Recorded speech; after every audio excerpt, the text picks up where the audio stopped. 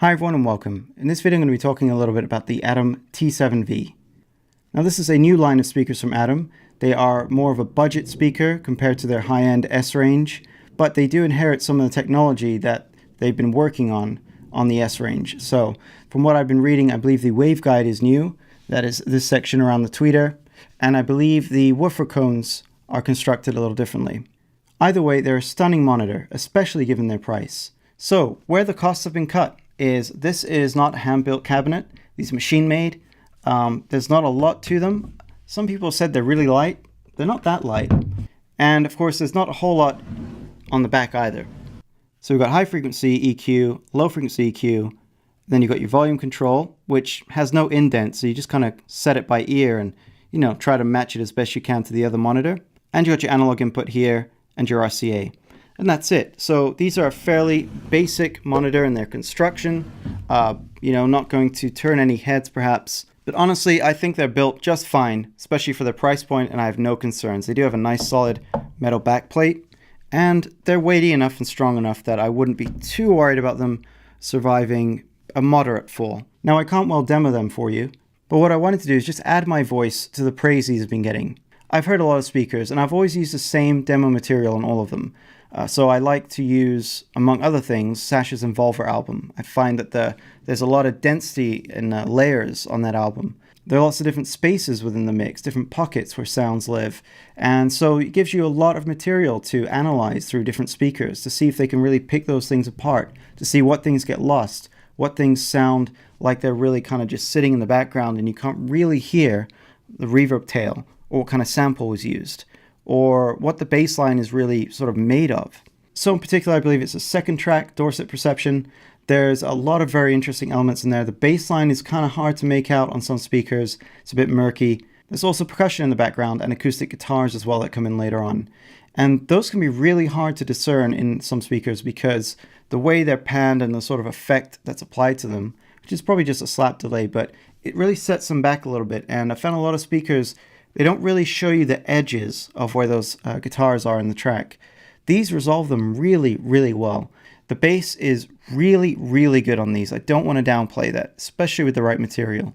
But there's a certain weight and power that's just not here compared to something with a much higher wattage. And again, I'm not trying to give the impression that these are anemic. They really can kick. And what's really nice too is it's not all low-end port noise, where it's just kind of this vague, boomy sound. These are quite defined in the low end. But beyond the bass, they've got incredible high-end clarity and focus.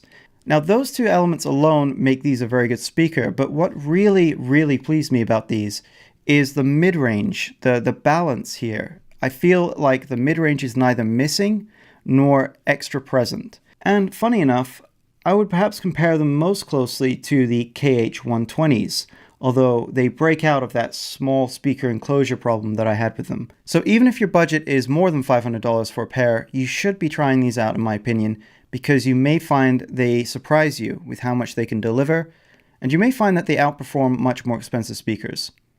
Alright, now let's talk about a few downsides. First one that I'm going to think of is the DSP. They are DSP internal crossovers, so they're digital. The only problem with that is if you have a very high-end D2A, digital analog conversion, it's kind of lost on this because it's going digital to analog through the analog input, converted to digital, then back to analog again. So it's quite a few steps conversion. Unfortunately, there's no digital inputs either, so you can't really get around that. It would be great if you could, because that would skip a few processes. I can't hear any artifacts or problems because of the conversion, but it does mean if you have very high-end D2A, it's kind of a shame because you can't really utilize it to its full extent when you're going into a speaker that has digital crossovers like this. Now the next thing I'll say is the nature of these tweeters means that the high end might be fatiguing for you. Many of us are used to soft dome tweeters. I will say this in their favor, they're not disgustingly bright or unnatural. They just feel a little bit uncomfortable at first, and depending on the material, they can be a little tiring. If you're working with EDM like I am, you're hearing a lot of like 909 hats, and those things are pretty heavy on the high end. They're hard. So that stuff can really come through and kind of hit you a little bit. There are a few ways to remedy that: room placement, and it's also EQ on the back where you can modify the bass response and the high end.